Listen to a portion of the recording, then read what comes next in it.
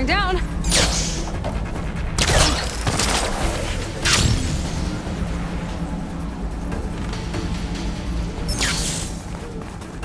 Aloy, the bypass is done. The core is stable. Hephaestus is 100% contained. And we better get started with the merge. It's all set up. Gaia, establish the link, please. Done.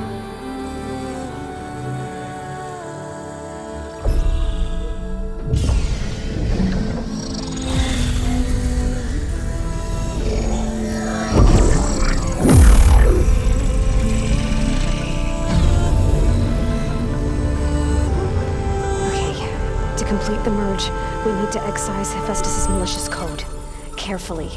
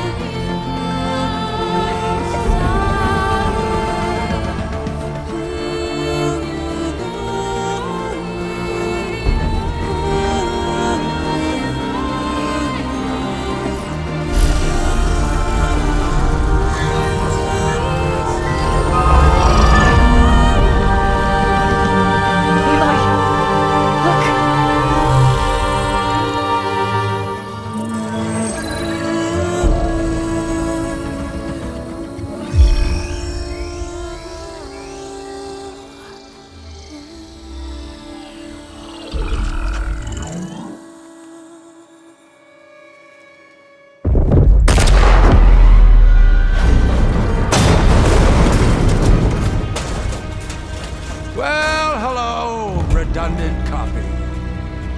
You cost us quite a lot of time.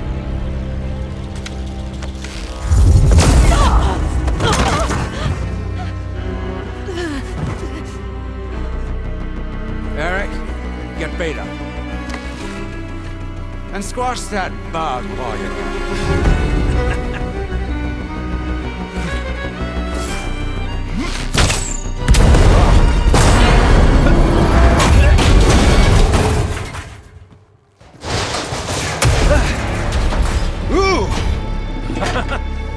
Get behind me.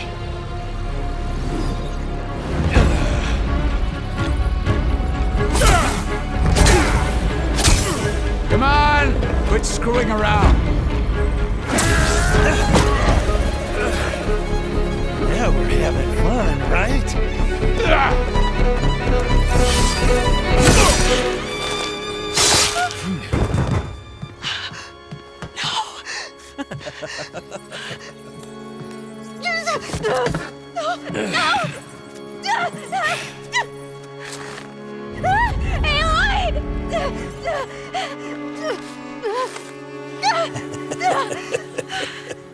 Finally. Tilda, get Gaia and Hephaestus ready for transport. Tilda! I failed. Hush. All is not lost. Tilda! What the hell are you doing? Stop her! I can't even see her!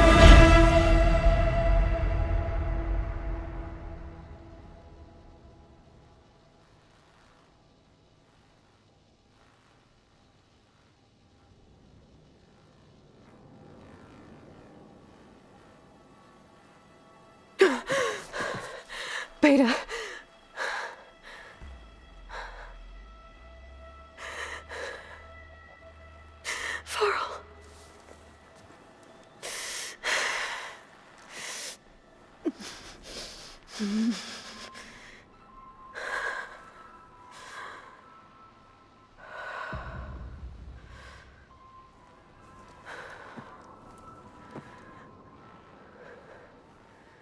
Where am I? Ah, you're awake. You took quite a hit when Gerard attacked you.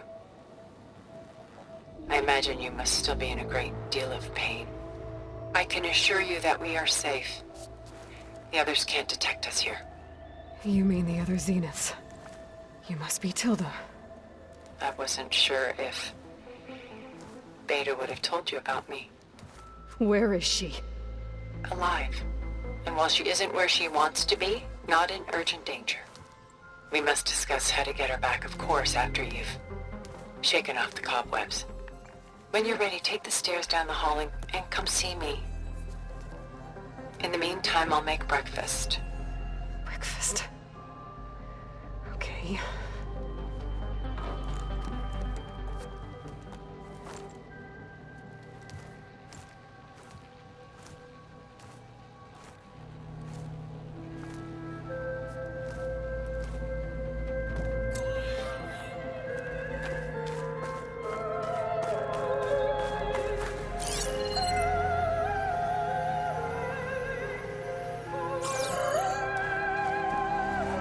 What was all this for? Some kind of survival bunker?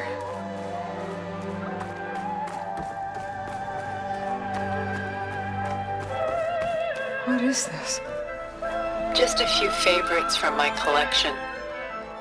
Rescued and stored here just before I went off-world. Take a look, if you like.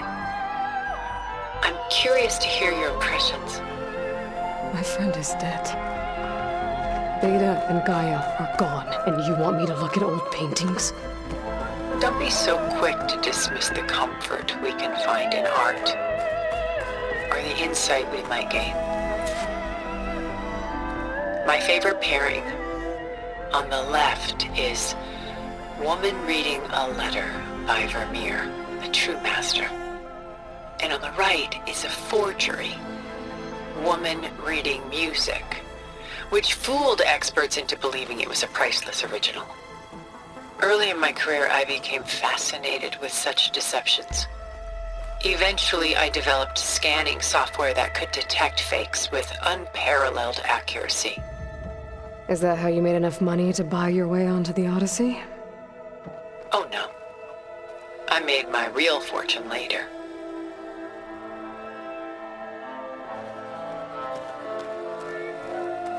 Selene and Endymion. She's the goddess of the moon, whereas he's a simple shepherd. Beside her is the god of love, Cupid. So she's sneaking up on him? More like visiting him in secret. The torch that Cupid bears represents Selene's undying infatuation with him. Though the two must remain apart, her love will forever burn. This is Rembrandt painting Jeremiah, a man in mourning. Mourning what? His home. The ancient city of Jerusalem. He foresaw its impending doom, but could do nothing to prevent it. So instead, he saved its treasures from destruction, just as I saved these works. You could say we're kindred spirits. A portrait of the painter, Rembrandt's son Titus, depicted in the habit of a monk. I don't get it. Why would someone like you, with infinite resources, care about this painting of a boy in a hood? It's not the image itself, but the feeling it conveys. The face is bright and defined, but his eyes are downcast, heavy with misfortune. And the background seems to swallow all light. The painting is infused with a sense of loss. I guess I understand how the painter feels. Rembrandt's The Night Watch, by far the most famous painting my homeland ever produced. It was commissioned to honor a militia made up of influential citizens. I guess you must have been an influential citizen. In my day. But not as influential as you've been in this new world. The Gust. By Willem van de Velde, the most famous of his many maritime paintings. A ship crossing into the unknown. I guess you're familiar with that. Indeed, which is why I appreciate this composition in particular. Though waves and wind threaten to destroy the ship, it perseveres, clinging to the light even as darkness closes in all around it.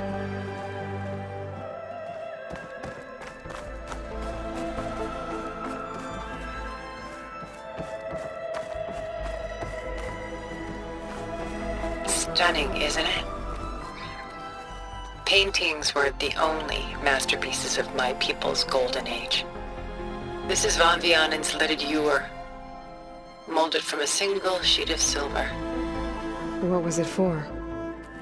How like Elizabeth you are. Function over form. Its practical purpose was less important than its meaning. Von Vianen created it in honor of his late brother, who himself was a famous silversmith. A memorial. Yes. Such beauty from sorrow. A lot of weight on his shoulders. I know the feeling.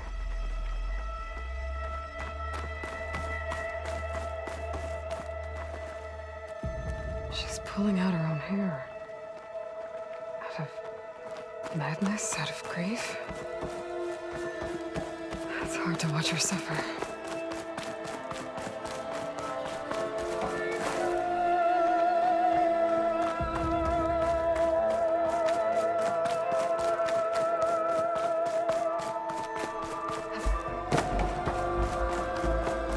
Done so soon? I've got more important things to worry about. We both do. There is much we are trying to save. Not the least of which is in that vault. There's nothing wrong with savoring such treasures for a moment more. Or come upstairs and we'll get down to business. Your choice.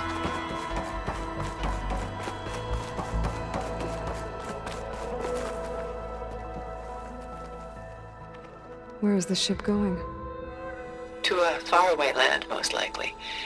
My ancestors used ships like these to explore the world, sometimes at great cost. What were they looking for? Anything of value. They were traders willing to face unknown dangers to make their fortunes. But no matter how far they went, they always turned their sails home. So this Von de Velde only painted ships? It was his specialty. Following in the footsteps of his father, Willem the Elder. The two had quite a journey of their own, taking them all the way to the court of a foreign kingdom. Did they ever come home? No, but eventually their lives' work did.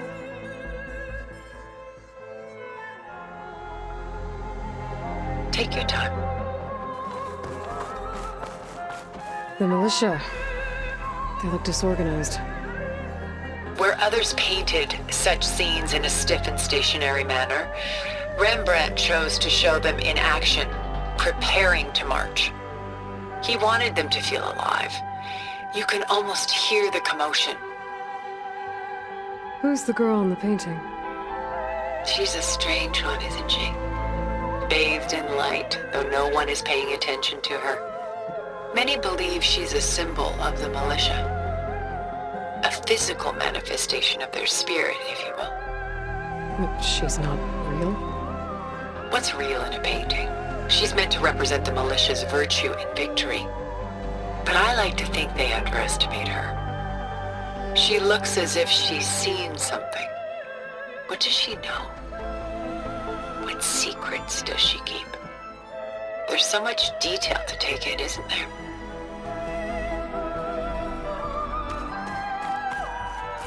Works of art such as these can often cause us to look inwards at our own lives. I'm sorry about your friend. Had I been able to intervene, I would have. But the risk of losing you as well was too great. Everything went by in a blur. I couldn't get to him. You know, long before holograms and focus recordings, people relied on art to memorialize their loved ones. Because of works like this painting, their lives are immortalized. Rembrandt had 4 children by his wife. All but Titus died shortly after she gave birth to them. She passed not long after that. Titus became the only family Rembrandt had. Which is why he painted him this way. Indeed. Then tragedy struck again. Disease claimed Titus at 26.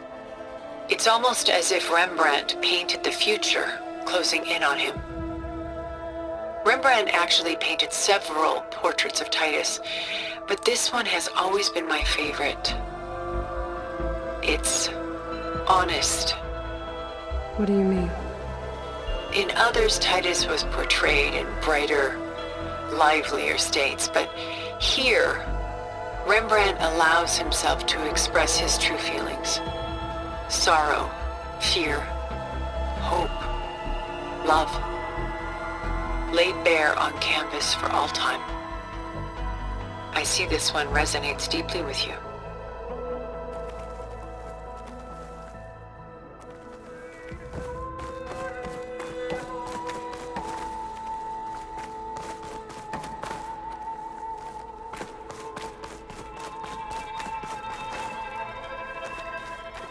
About Jeremiah. If he knew his home would be destroyed, why didn't he save the people? Why save those relics? He tried, but no one would listen to his warning, so he saved what he could. But how did he know? He was a prophet. He saw an army invade and destroy the city in a vision. So it's more like he calculated which side would win a battle. What matters is that he was right in the end. If not for him, all those wonders would have been lost forever. At least this way, some part of his world survived. You know what I like the most about this piece? Even though he's the sole survivor, his home in ruins, left with only the remnants of his world. The light keeps the shadows at bay. There's still hope. Precisely. Take as long as you like.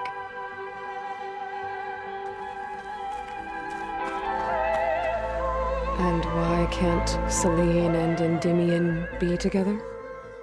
Selene took a vow of chastity, promising to never take a lover. So when she fell in love with Endymion, she could only visit him at night while he slept. But then wouldn't she be breaking that vow? Think of it as a forbidden love. Though circumstance keeps them apart, still they find a way to come together, however briefly.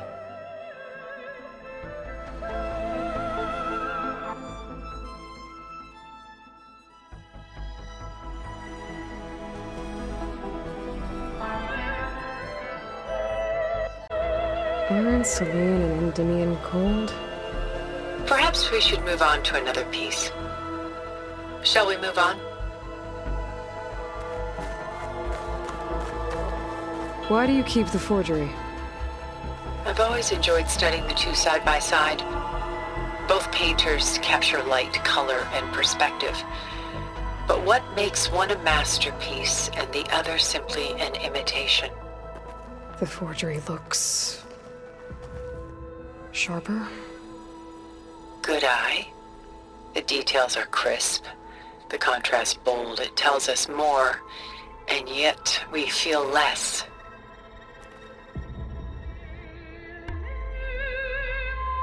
What's in the letter? Who can say? What does the painting tell you? She's concerned. Whatever's written in the letter troubles her. A burden she can't put down. Fascinating. Why go through so much effort to make a fake masterpiece? The forger initially painted under his own name, but found little success. His work was considered unremarkable. But when he took on the guise of Vermeer, suddenly it was celebrated as extraordinary. But it was a lie. And he knew it. Sometimes we struggle to glean what is real and imagined, even within ourselves.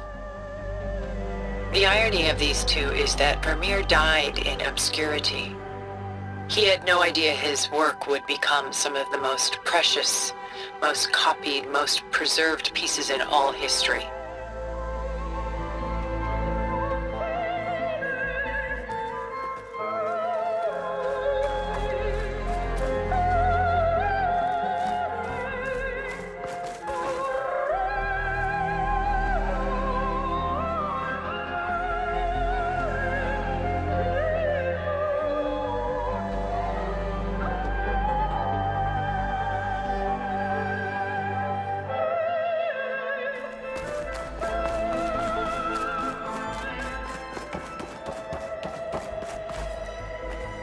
I should move on.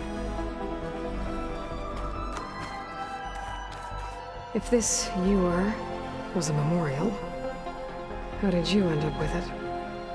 As the Pharaoh swarm closed in, my homeland's greatest museum gave it to me, along with many other works, in the hope that I could preserve them. A masterpiece like this was too important to lose to history. I even considered bringing it with me off-world to ensure its safety. Why didn't you? I took a calculated risk. This vault seemed more secure than the unknowns of space. Besides, I thought someday I might return. A long life, after all, has its advantages. Now, lo and behold, here I am. Exquisite, isn't it?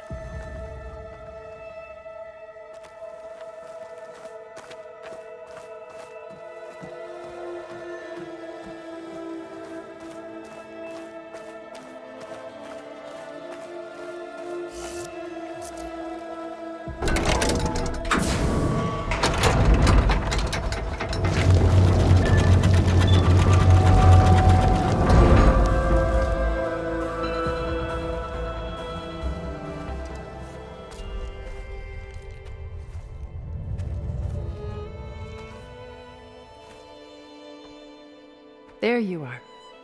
Feeling better? How did you find us? At the cauldron? And what did you do to everyone right before I passed out? All business, I see. Well, suffice it to say we were keeping a very close eye on Hephaestus, knowing we would need it at some point. Your ruse didn't fool us, and as for my little trick, it was an overload of the senses, accompanied by an energy discharge. Gerard and Eric were only momentarily disoriented due to their shields, but it rendered you unconscious while I got you out. Perhaps some breakfast might steady you a bit?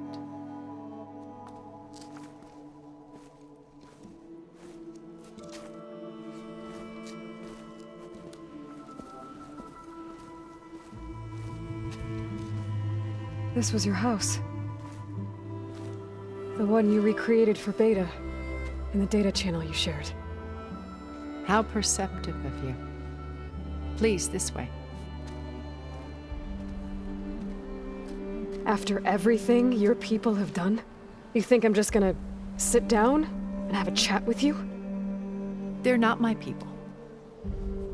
They never were, and especially not now. You shot off into space with them, and lived with them for 1,000 years before coming back. So what made you suddenly turn on them?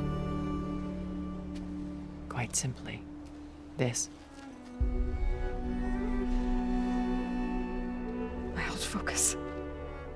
You repaired it? But that means you've seen... Incredible things. What you've accomplished in 2 decades of life.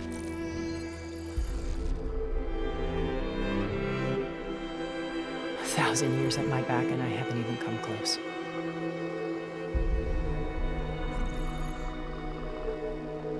I'm sorry if I invaded your privacy, but I had to. In order to understand. To be enlightened. You truly are Elizabeth's blood. With her drive, her sense of mission, her integrity. Watching all this shamed me for the company that I've kept. Having seen it, all I want is to help you. Even if it means stopping your friends? Especially so. Please, sit down.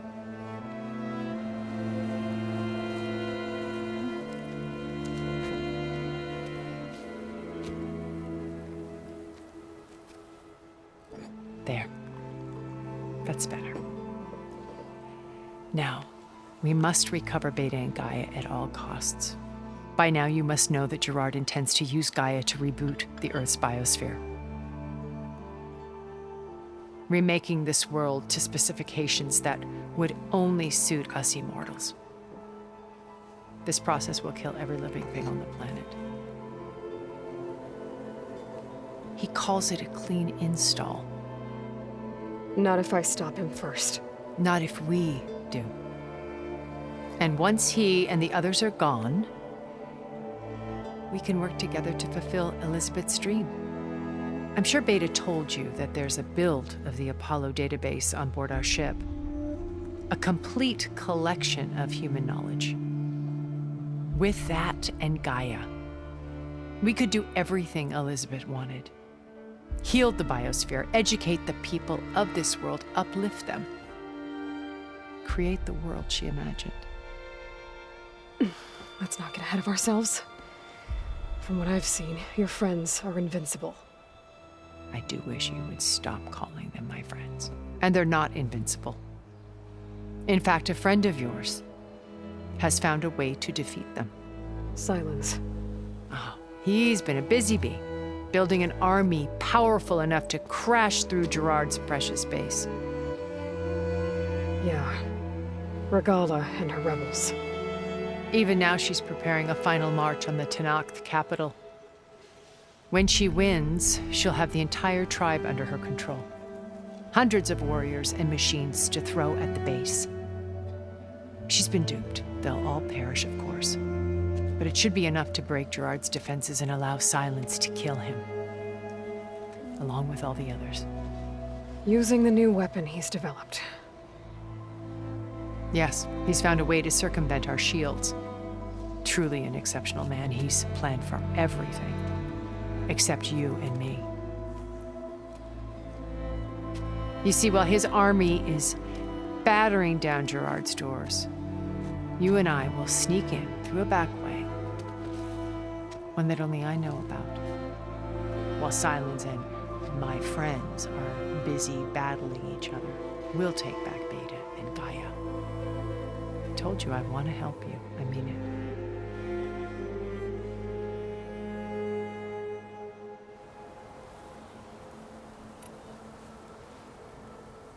You said Beta is not in urgent danger, so what are the Zeniths doing to her?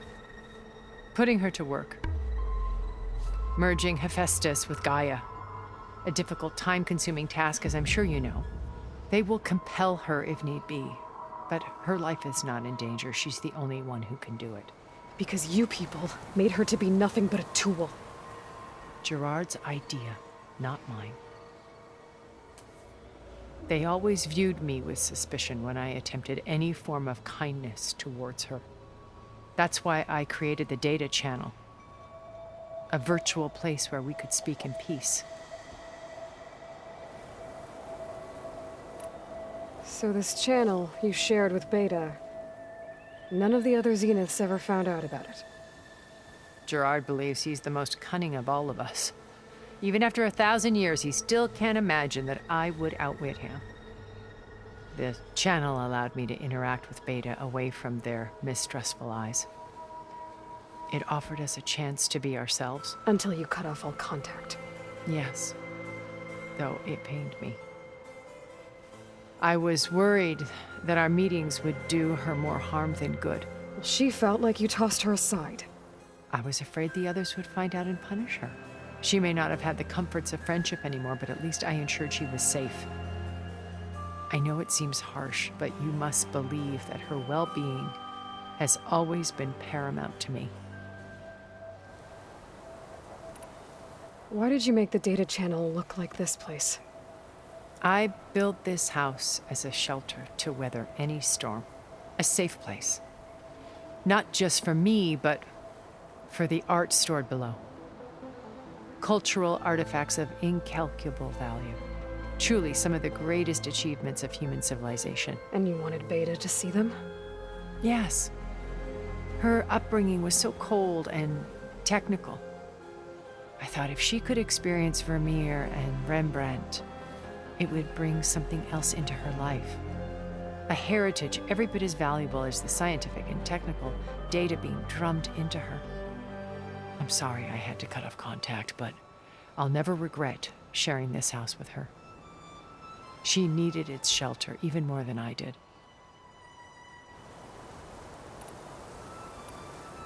My old focus. How did you find it, let alone repair it?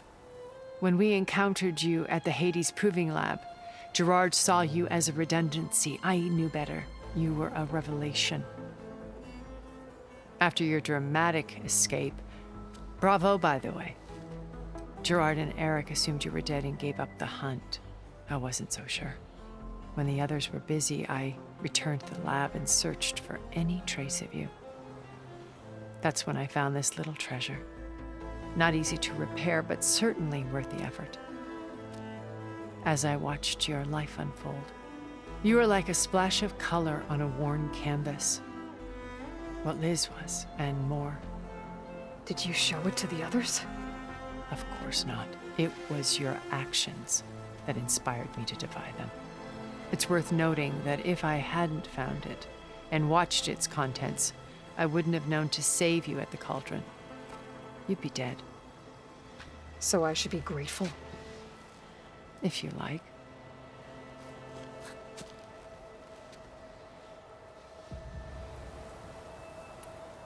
So you know all about me. What about you? What would you like to know? Well, start with your life on Earth. When I was 8, terrorists flooded my home city. Thousands drowned, my parents included. I was one of the few who survived. My guardian sent me to boarding school. Among my peers, I was the strange girl, the orphan to be avoided. All because of circumstances beyond my control. Oh. So we're a lot alike, huh? Aren't we? You were an outcast. But you didn't let that stop you from getting what you needed. Neither did I. I climbed my way out of desolation and used my wits to build a fortune. First, from the technical analysis of art and the detection of forgeries. Profitable expertise in those days. But as it turned out, the software I developed was even more useful for counterintelligence. From there, it was only a short step to gathering extremely valuable intelligence on my own. You were a spy? More like a service one could turn to for information. I had to remain anonymous, of course, to protect my privacy. But despite that anonymity, Far Zenith inevitably sought me out. What happened when Far Zenith approached you? They painted an irresistible vision of humanity's future. One where we need not fear illness or death, where we explored the furthest reaches of the stars and thrived. It was only later that I realized that they only intended to bequeath this future to the rich and powerful. By the time I finally figured it out, the walls were closing in, Pharaoh's machines were devouring the earth. So I accepted Far Zenith's invitation to a berth on the Odyssey. I wanted Liz to come, but she had nobler plans, as you well know.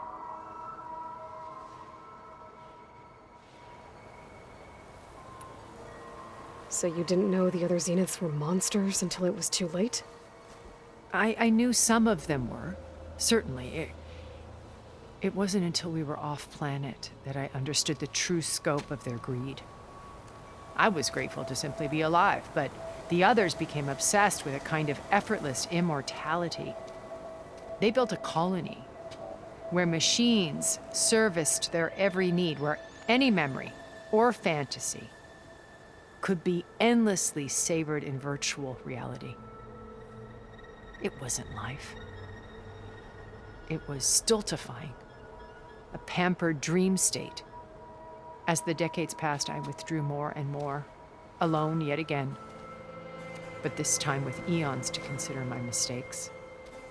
Now finally, having met you, I feel like I have a second chance. To do what? Help you, of course. To fulfill Liz's dream, which isn't so different from Far Zenith's original vision. A better future for humanity.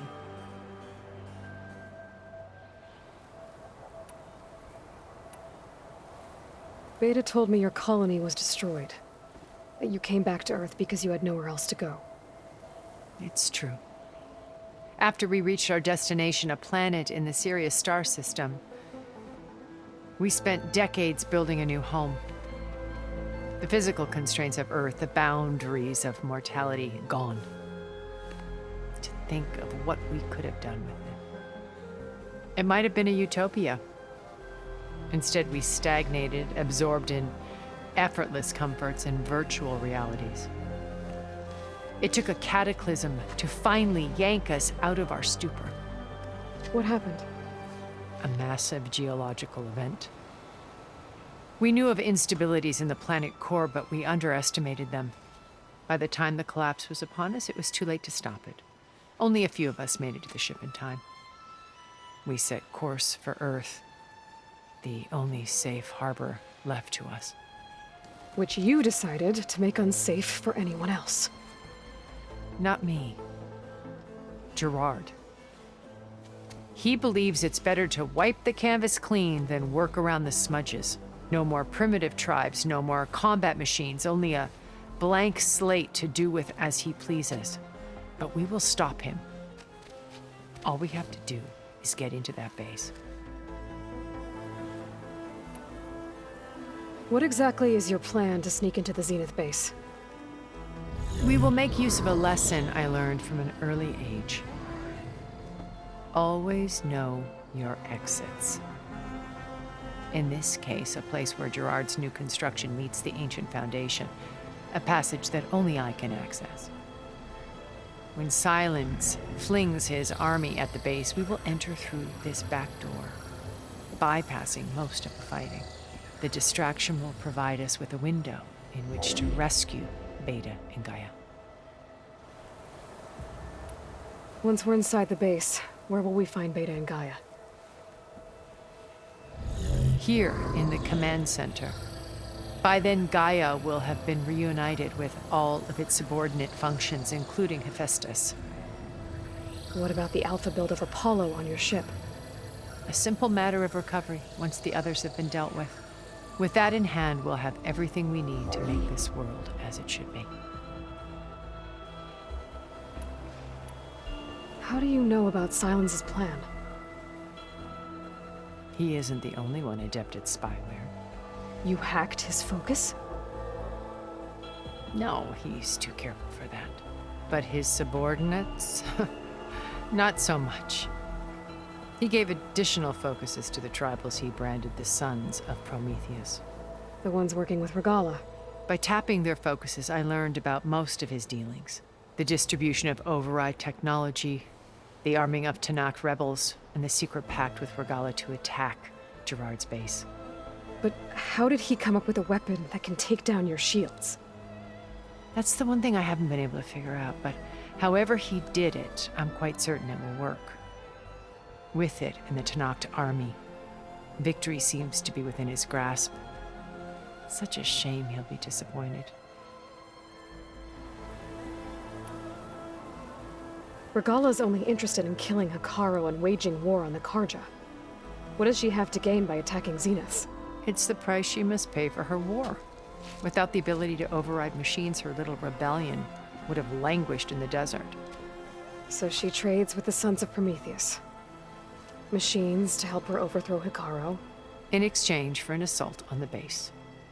Pride has deluded her into thinking she can actually survive such a battle. And all without ever knowing who the Sons of Prometheus really answer to. Yet for all of Silence's brilliance, still he underestimates you. That blind spot? is what will allow us to take Beta and Gaia right out from under him. While hundreds of Tenakth are cut down outside. So you knew Elizabeth. What was she like? Liz was everything she was. I see in you. And more. Your ingenuity, your determination, your moral compass. You've managed to distill her greatest qualities and make them your own. I'm not asking about me. Tell me about Elizabeth. What was she really like? The honest answer is that I don't actually know.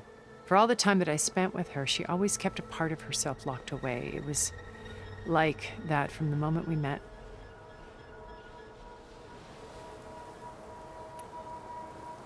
So when you met Elizabeth, she was what?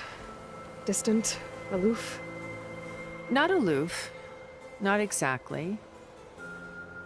It was a summit in Paris about machine learning, a touchy subject in those days, because regulatory authorities were just starting to clamp down on AIs. Liz gave the keynote address. She had already achieved great renown for her work in automated environmental reclamation. But in her address, she was just starting to imagine the next step, an AI-driven system that wouldn't just act on its programming, but actually take responsibility for its sphere of influence. To care about life. Not just follow orders. Revolutionary stuff. I was fascinated. And I wanted to meet her for a long time. I watched her after her talk. She had spoken with such moral authority, such empathy. But after that, she retreated. I could tell she felt uncomfortable with all of her admirers. It was as if giving the talk had cost her something. I didn't want to be a pest, so I planned my approach carefully. So how did you finally approach Elizabeth after her talk? I picked the right moment. The morning of the next day, right as she came back to the conference, she had just had her coffee. She was fresh, rested. It was like she had braced herself for the onslaught of colleagues. I asked if I could walk with her, then put forth a question about her talk that I thought was intelligent. Her answer made me realize it wasn't, but she was very welcoming. Almost as if we were previously acquainted. It was only halfway through the conversation that I realized she knew exactly who I was. It was quite a shock to me. My business was trafficking in secrets, and I took great pains to protect my anonymity. So that was Liz, perpetually one step ahead. I came to view our meeting as a metaphor for our friendship. She always seemed to know me far better than I knew her. I guess I know the feeling.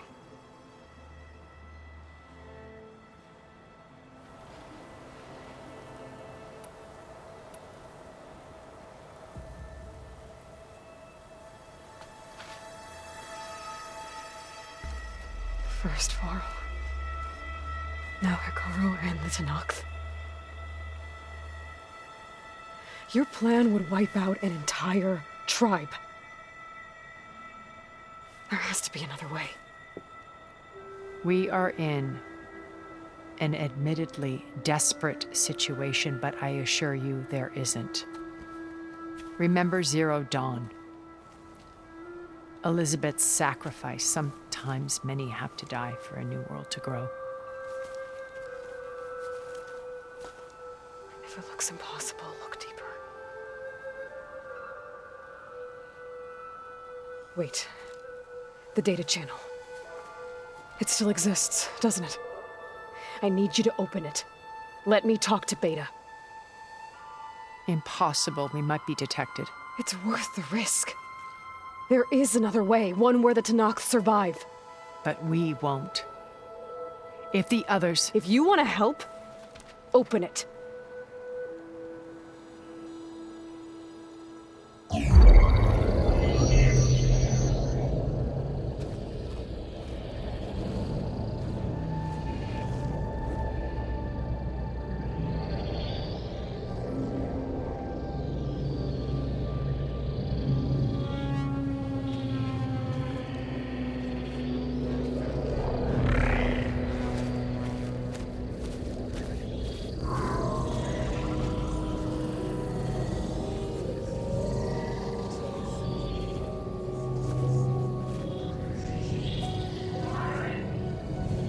What are they doing to her?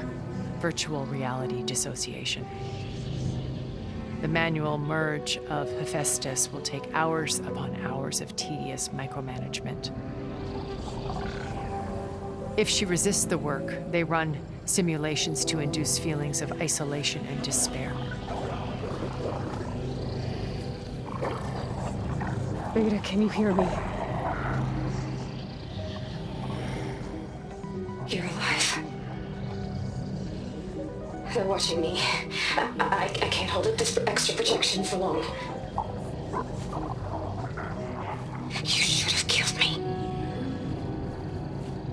No. No, look at me. I'm coming for you. I promise. Okay? I just need you to hold out a little while longer and work on the merge.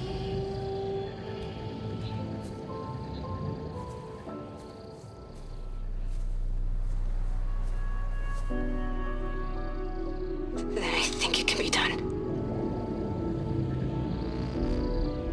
I'll contact again when it's time. Can you hold on? As long as I know you're coming for me, I can endure anything.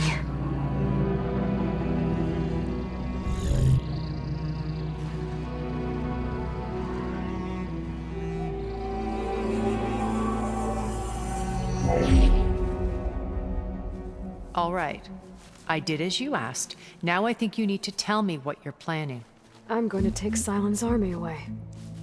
I don't need it. Only the weapon he made to penetrate your shields. And how do you propose to get it? Ask him nicely? Without Regala and her rebels, he won't have a choice. We'll be his only option. Only option for what? What did you tell her? That is between me and my sister. Will be Silent's only option for crashing that base. I'll tell you the rest later. But first, there are a couple of things I have to do. Oh. And what are those? Lay my friend to rest. And then I'm going to use the override that Beta gave me at Gemini to put an end to Regala's rebellion. From the air. Wait. Since you insist on doing things your way, I know of something that will truly help you make a grand entrance with the Tenat. The ancient Horus Titans still possess electromagnetic energy cells as part of their arsenal. Drop one of those on Regala's army and they'll receive quite a surprise.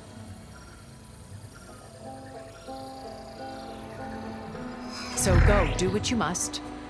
I'll come to your base if you manage to bring Silence to the table. Not if. When.